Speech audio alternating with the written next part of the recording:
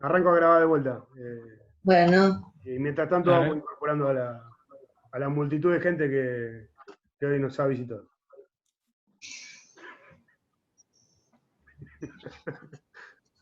No puedo dejar de ser hijo de puta.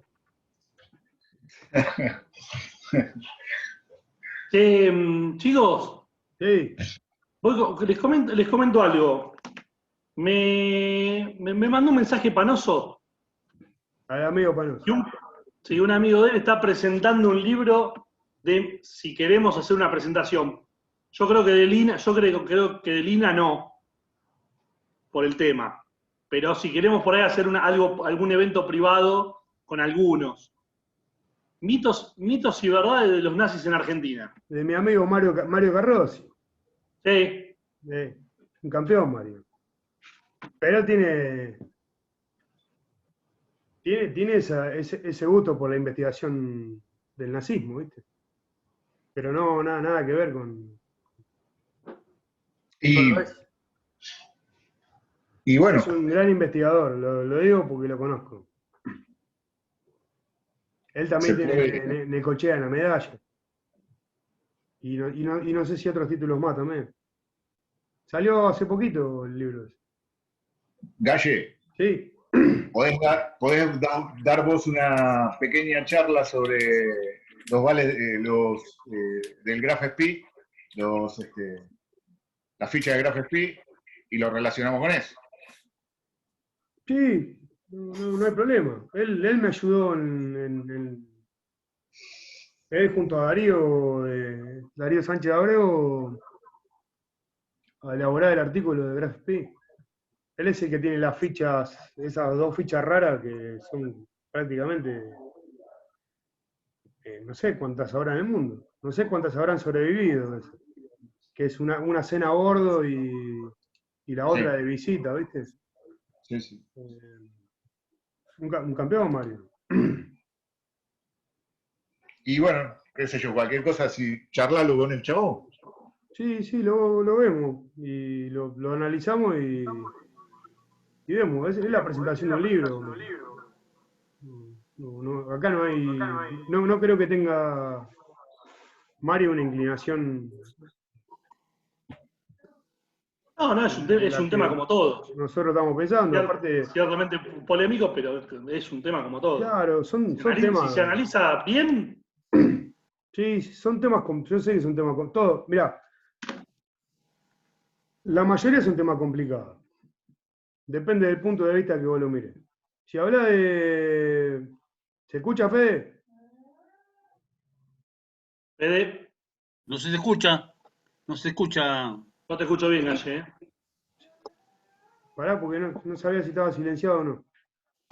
Yo escucho bien. No te escucho bien, Galle. Se escucha bien, se escucha bien. ¿Vos, Fede? Ahora sí, ahora sí.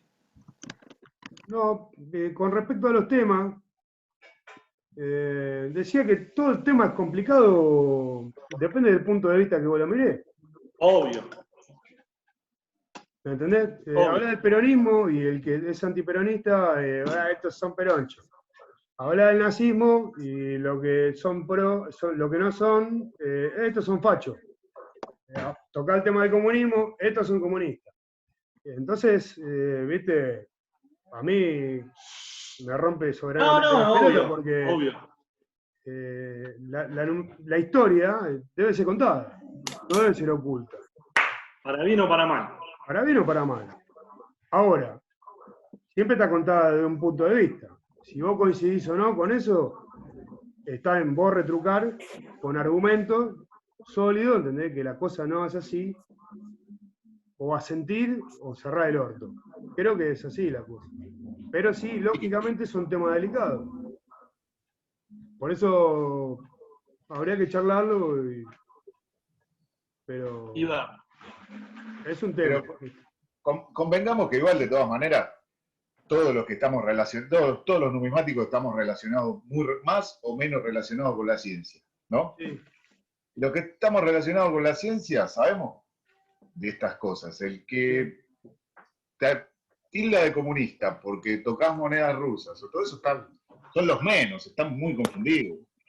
Sí, Si no, no se puede hablar de nada. Entonces yo no puedo hablar de la moneda de ningún emperador romano porque fueron un desastre todo. claro, Pues, por ¿viste? supuesto. Bueno, pero No, viste, vos sabés todos sabemos cómo era el ambiente numismático, ¿viste? No, pero pasan esas A cosas. mí, vos sabés que me importa tres carajos. No, ¿no? a ver, Es algo de lo obviamente. que me caracteriza a mí. ¿Te gusta? Bien, ¿no te gusta? Apagá la cámara, chao, nos vemos. Seguro. Claro. Porque, por ejemplo, nosotros físicamente en el instituto, varios brindaron charlas en las cuales no todos estuvieron de acuerdo con lo que se escuchó. Sin embargo, Y todos las aceptaron muy respetuosamente, ¿eh? exactamente, ¿viste? O sea, a mí no me tildaron de nazi por hablar del Gas Free. A Fede no lo tildaron de pro mapuche por hablar de Araucaria y Patagonia. ¿Me entendés? No, es más, voy a nombrar un caso, un caso.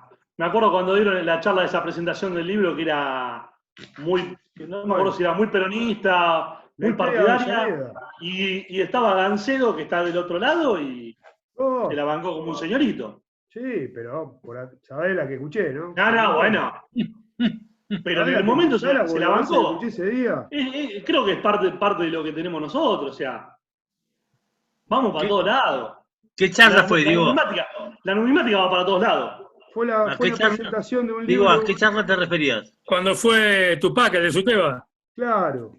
Sí. Cuando estuvo Roberto Tarditi con su Ah, esposa, sí.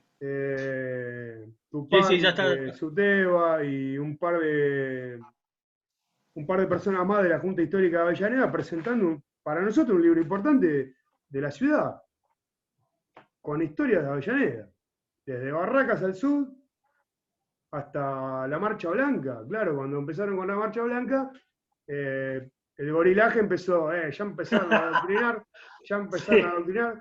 y anda Pero- la concha a tu hermana, porque me escuchen y que me vengan a buscar.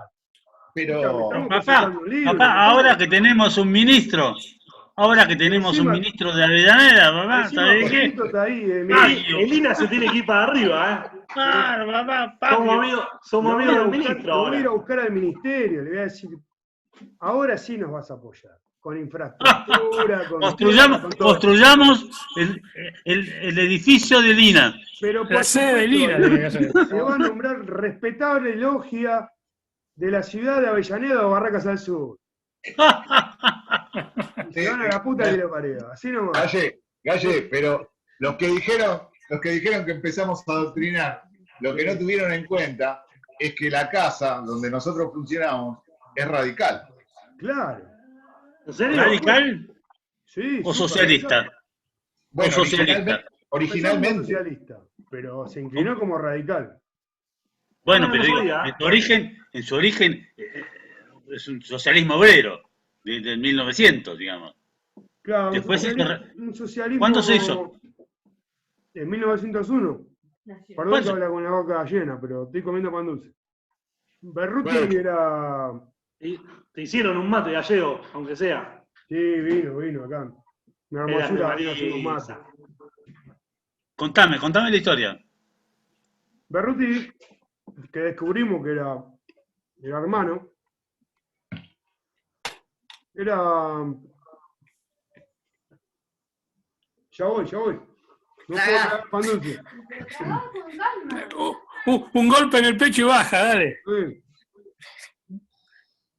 Tomá, Galle. Tomate un mate. Eso le pasa porque se mandó un pedazo de pan dulce Le gigante. mandé un coso como si tuviera. ¿Viste? Un pedazo. Hola, Maru. Hola. Ahí está. No saluda, ¿viste? Hola. Ahora que docente no saluda. Casi. No, Berruti. Sí, tiene ideales socialistas debiéndose a lo que es el alemismo después. Y lo que hace la Sociedad Berruti en 1901 es una escuela para obreros. Es una escuela de oficios. Por eso quedó toda su instalación con todas las aulas que vos conocés, las de atrás, dictando talleres a los obreros, porque era una escuela nocturna. Pero era, che, Gallego, perdón la interrupción, pero eso era típicamente socialismo del 1900, el radicalismo no existía. Y tengo No, un no. gran respeto por don Leandro Alem y por Hipólito Yrigoyen, que estaban naciendo y se estaban generando. Le digo, a ver, tengo la foto acá, mira, te la muestro. Te la muestro. Mirá, ahí está. Ajá. Esta. Sí.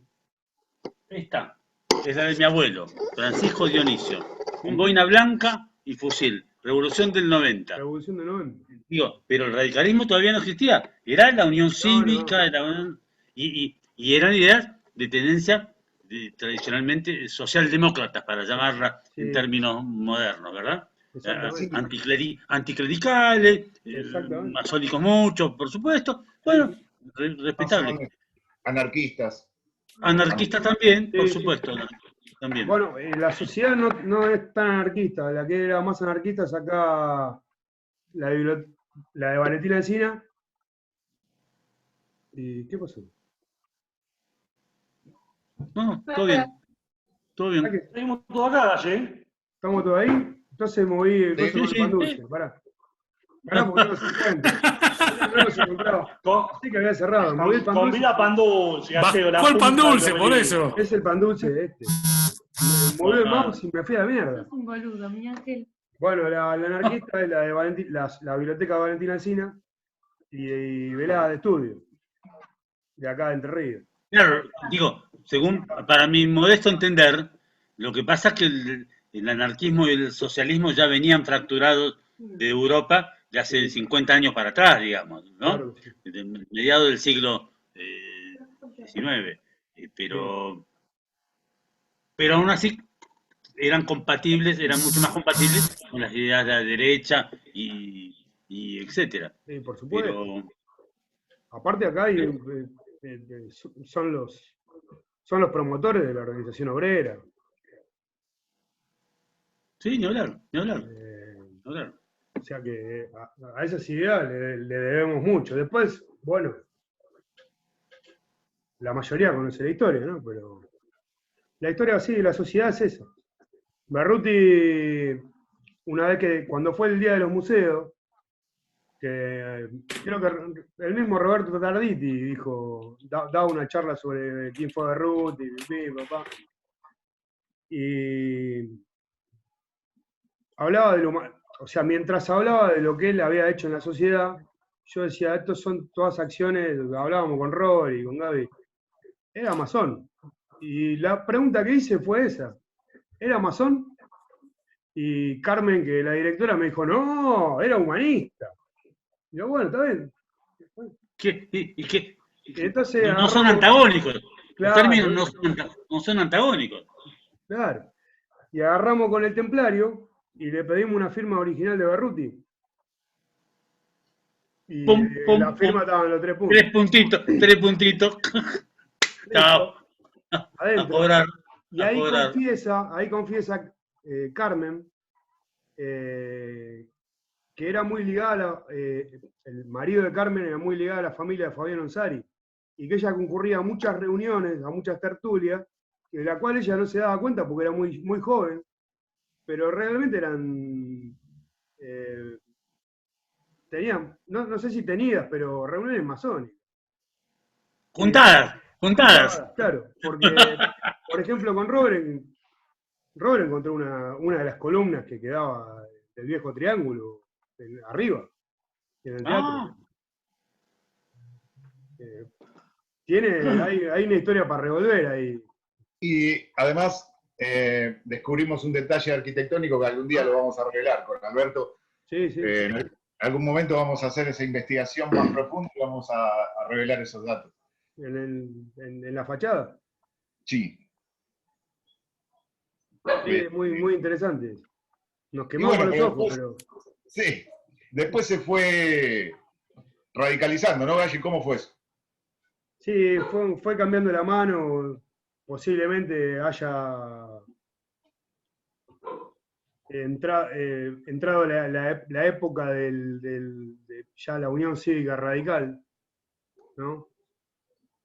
En su vigencia, y Berruti haya muerto, porque no me acuerdo en qué año murió Berruti, pero y ya las conducciones empiezan a ser bien radicales. Década del 50, creo.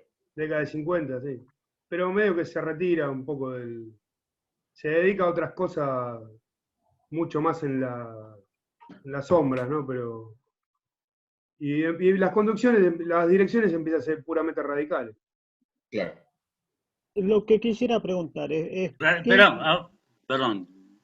quisiera Escucho. preguntar, ¿qué necesidad hay de la masonería existiendo los partidos políticos? No entiendo por qué tiene que seguir a la sombra, o sea, cuál es la finalidad pudiendo ser un partido político. No me queda claro. La masonería es una filosofía. O sea, está basado en una filosofía de vida, y llevado a la institucionalidad puede actuar como un partido político o como una individualidad. No te olvides que la gesta independentista es una gesta masónica. Claro. No existían partidos políticos. O sea, había logias estables y había logias funcionales. O, ¿cómo se le llama, Robert? Logias. Perdón. Bueno, logias conformadas para hacer algo y que después se disolvían, que son las logias. Transitorias. Sí, logia Lautaro, logia del Sol. Para algún fin y después se disolvían. Sí. Como Claro, fue. pero sí, yo ahí veo una contradicción, porque, por ejemplo, vos decís que es una forma de vida, pero en realidad es pura política, a mi entender. Institucionalizado, todo es político. Todo ¿Cómo? es política. No hay que No, pero- confundir partidismo con política. Todo es política. Todo lo que hacemos es política. Una cosa es partidismo. Claro, No hay que No, confundir pero esos como que La términos. política te transita todo el tiempo, ¿no? claro. pero Es que está todo más es volcado política. a- Esto que estamos haciendo ahora es política. Sí, sí, sí. Lo que pasa es que, bueno, hay un mal concepto semánticamente se utiliza mal ese término. Cuando nos referimos en realidad a discriminar por partidos políticos o ideología política. Claro. Pero todo es política. Lo que pasa es que no se debemos incluye olvidar, exactamente, pero bueno, está bien, te lo acepto. no podemos olvidar, por ejemplo, que la masonería se desarrolla fuertemente luego de la Revolución Francesa como gestadora de la Revolución Francesa, ¿no? Gestadora, ellos le hicieron. Sí, ¿O no? sí, está bien. Pero ¿por qué motivo hicieron una revolución? Y no estarían contentos con el sistema que había, supongo. Exactamente, por el despotismo. Claro. Por eso los 3 principios franceses, ¿no? De igualdad, libertad y fraternidad. Uh-huh. Que eso es un principio también que la masonería viene sosteniendo. Claro. Yo en varias oportunidades, bueno, hablando con masones, oyendo a las logias, hablando con masones, siempre me dijeron lo mismo, ¿no? O sea, en todos lados, inclusive hoy hay lugares en los que la masonería está prohibida. Por ejemplo, en muchos países árabes Sí. está prohibida porque lucha precisamente contra ese despotismo. ¿no? Es el despotismo religioso. Y Arabia es el caso máximo, Arabia. Claro. No hay otra religión que no sea la de ella, no hay otra cosa que no sea la de ella, o sea, es el caso máximo, me parece. Pero no obstante, dentro de las logias, al menos las logias, ¿no? De la masonería del escocismo y de la masonería francesa, pueden convivir tranquilamente un peronista, un radical, y de hecho lo hacen, Uh-huh. Cualquier partido político mientras sea con ideales democráticos. Claro. ¿No? A excepción de algunos anarquistas que no compartían la idea de la democracia como sistema. Pero sí, adentro de las logias tenían que respetar esa democracia.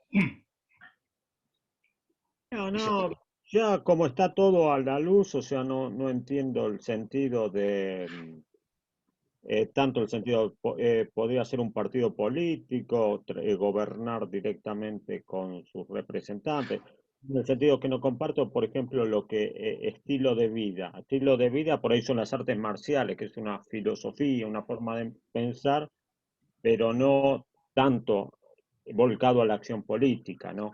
No, Esto, pero No, hay algo mirá, que se está confundiendo acá, que son dos cosas que pueden ir paralelas y mezclarse o no, porque son cosas muy diferentes.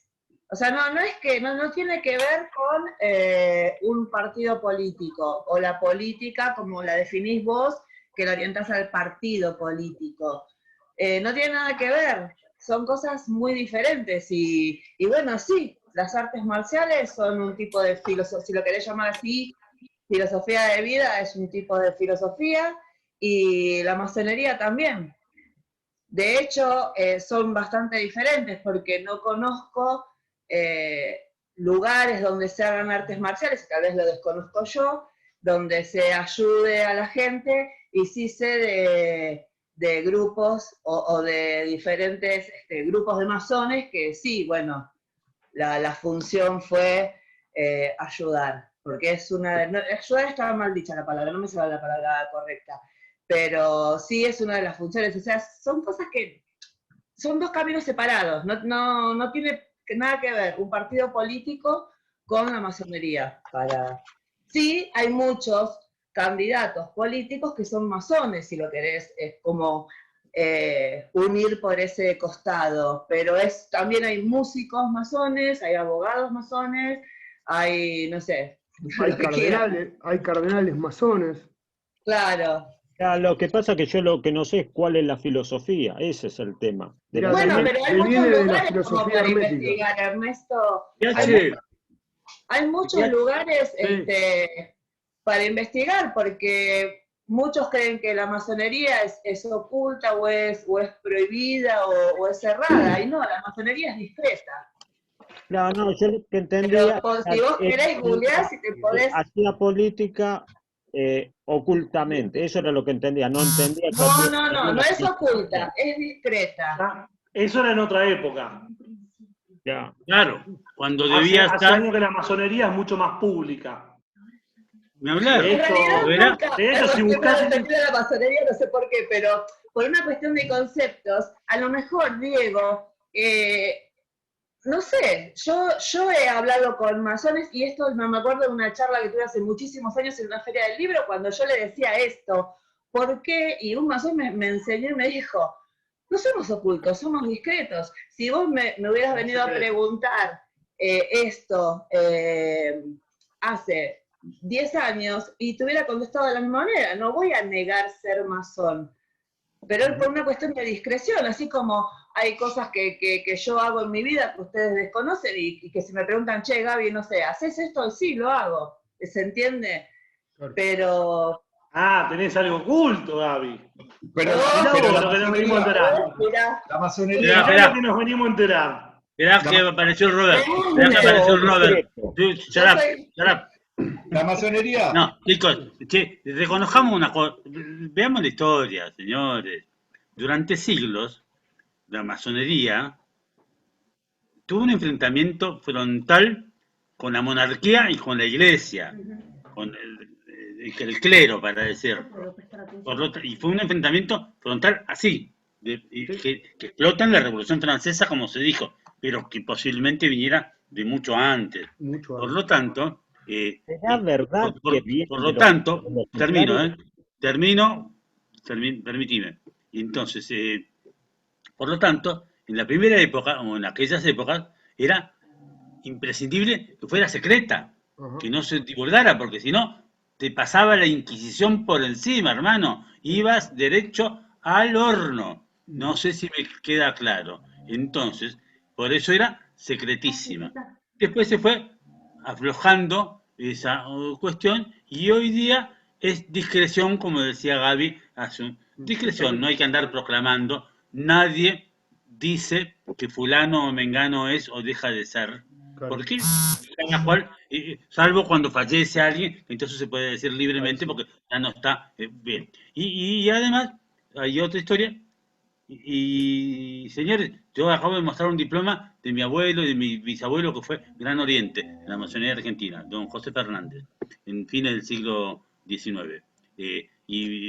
Después el otro, el radical de boina blanca, también era masón.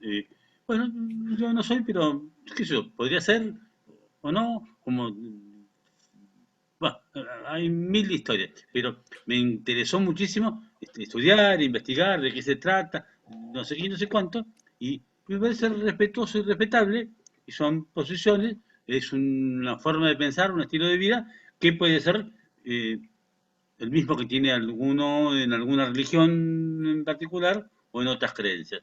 Por lo tanto, es respetable y respetuoso. Y más que nada, hoy día, que ha dejado de ser una cosa así secreta y no Totalmente. sé qué, pero bueno, ahí está. Perdón, ¿eh? Ten en ¿Será cuenta, verdad, Ernesto, será verdad que arrancan a partir de los templarios? Que es como la reconversión de los templarios por ese enfrentamiento con la iglesia. ¿Será verdad eso? eh, primero quería agregar una cosita, que ten en cuenta que si fuera secreta, no estarías enterado de su existencia. Bien dicho. Y en segundo lugar, la discreción la tienen que mantener, porque no te olvides que hasta hace poco fue perseguida, por ejemplo, en la España franquista. Y también en la época del proceso. Y tienen que mantener la discreción. En el En la 76, época, sí, en el 76, mirá, la Gran Logia de Buenos Aires fue saqueada totalmente por el proceso de reorganización militar. Del 76 hasta entrar a la democracia fue saqueada totalmente. ¿Saqueada cómo? La ¿Cómo se La calle, desarmaron, la devastaron. la de la calle Perón Cangallo, Sí, sí, sí. no sabía, no sabía. O sea, y ¿le entraron a robar, la allanaron? ¿Qué pasó? Fue el mismo procedimiento que habla Robert en la época franquista, pero acá entraron, intervinieron y bueno, hicieron desastres. Así como hicieron desastres en otros lugares, hicieron desastres en la Gran Logia de Buenos Aires. respecto al tema de los templarios, hay mucho libro con muchas teorías bastante poco sostenibles, digamos. Teorías extrañas. De los templarios puede ser que esos monjes guerreros hayan seguido después de su problema con Felipe el Hermoso, teniendo problemas, y se hayan escondido, se hayan ligado quizás a los constructores de catedrales góticas.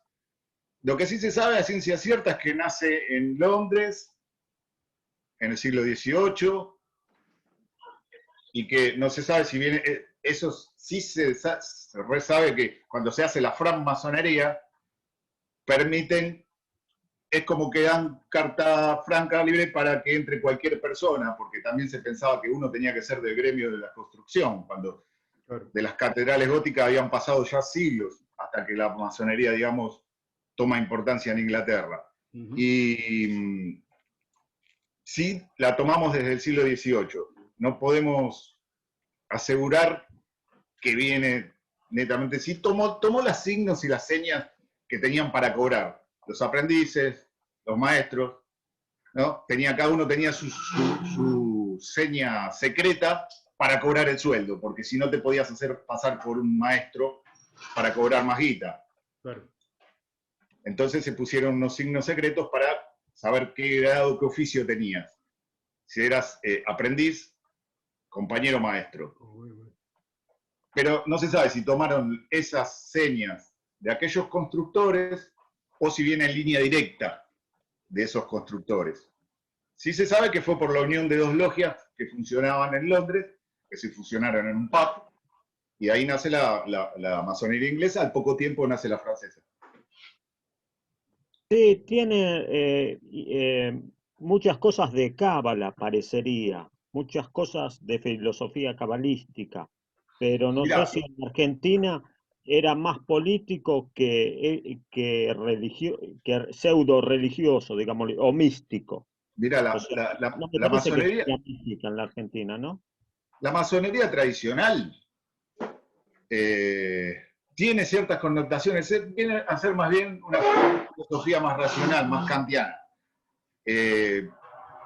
Pero lo que ocurre es que, como propone la masonería, los seres humanos somos libres.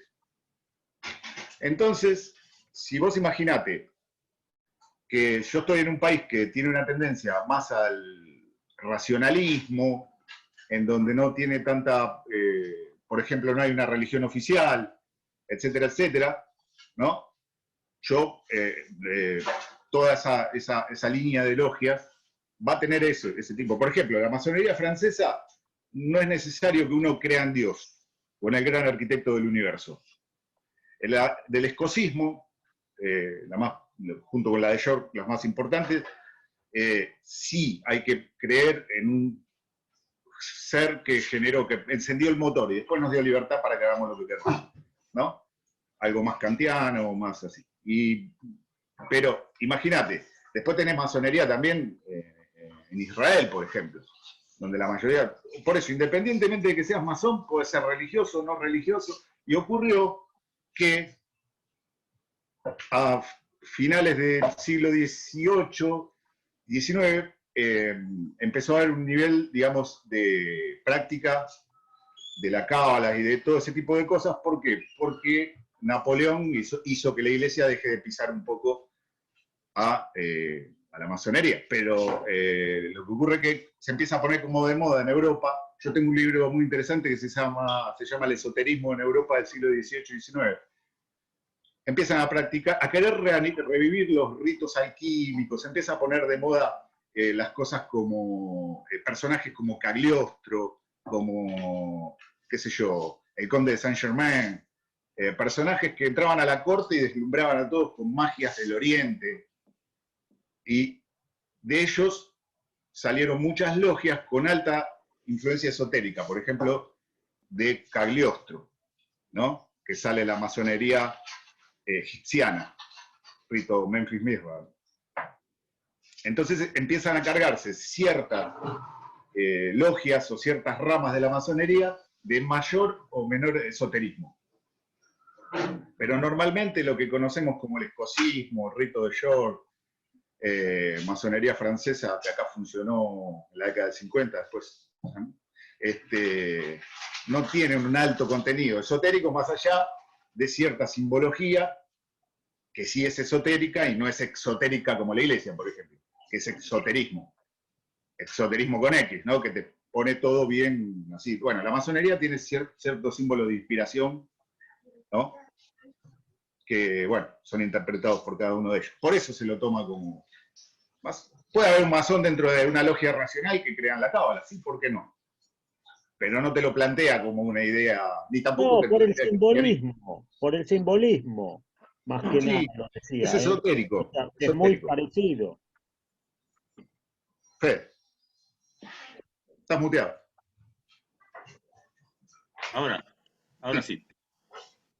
Para quien quiera informarse al respecto, yo recomiendo un libro de Emilio Corbier que se llama La masonería, justamente, un militante de la masonería, que tiene 2 tomos y son ampliamente ilustrativos y con toda la rigurosidad que hace falta para tratar esta temática. Por lo tanto, quien quiera averiguar al respecto tiene esa posibilidad. Lo fui a buscar, pero no lo encuentro, están por ahí. Pero yo tengo los 2 tomos y es muy, muy, muy interesante y bueno, quien quiera investigar y profundizar, se lo recomiendo específicamente.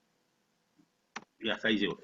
Esos libros, me acuerdo que los compramos cuando salieron y no llegué a hacérmelo firmar por Emilio Corbier. Se murió al toque, pobre. Había ido a una conferencia en el Congreso, en el anexo del Congreso, que dieron sobre la masonería, él, Patricia Pascuali, que Sí. es el del Centro San Martiniano, con exposición y todo. No sabe qué linda estuvo. Qué lástima. Sí, no llegué. Él estaba, me acuerdo, de director de la Biblioteca del Congreso. Claro, claro. Y me iba a dirigir en esos días a firmarlo el libro y... Un capo total. Además, es un libro de gran nivel y de rigor científico, para llamarlo. Sí, Así ¿qué es lo que tenemos que leer? Porque acerca de este tema hay mucho piripipi, mucha zaraza, no sé qué y no sé cuánto. Entonces, hay que leer autores significativos que cuenten razonablemente las historias, digamos, ¿no? Por lo menos así lo veo yo. muy bien. Con Emilio habíamos hablado, yo le había pedido datos sobre la logia que hubo en Herley. ¿Ah?